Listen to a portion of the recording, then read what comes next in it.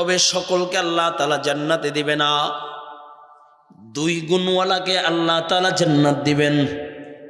সুবহানাল্লাহ। কয় গুণ?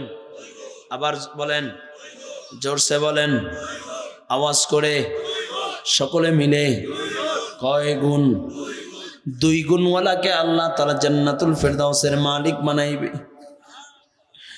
1 নাম্বার গুণ, ইন্নাল্লাযীনা আমানু, যারা ঈমানদার, যারা ঈমান এনেছে, ঈমানের উপর অটল আছে।